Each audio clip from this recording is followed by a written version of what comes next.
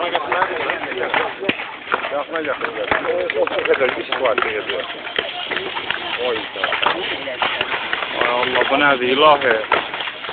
Yaxına gətir.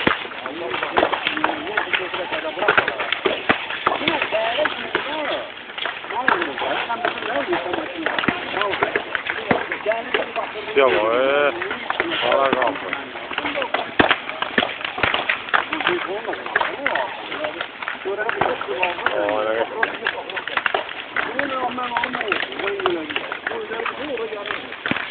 Asal üstü değil, üstü yanıp düşenden sonra şey olmuyor.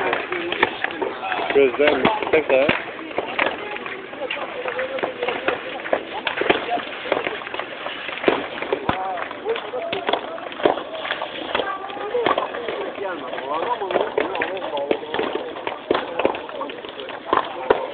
Şey bu çökmez. O göy ora boş yere su tüləmək lazımdır. Mənasızdır. O sönsə göydə sönəcək. O aşağıdan inir. O yanır. Yanan yanır da öyle.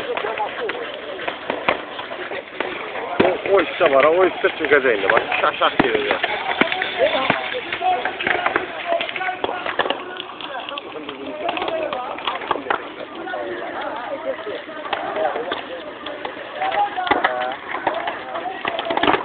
Dəqiqən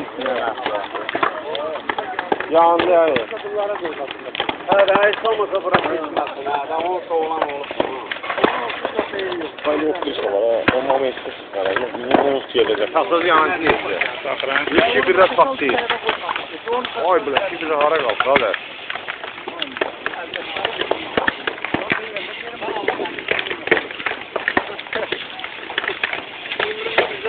Galiba bir yaralandı. evet yerden inşallah. Akrandı ördəklərə qəhrəmanı bu sənə bu yandı. Bu dinlə eləyirlər, bunu gətirərlər. Sinəndə də bir qına yağlar ki, yanır. Yanmış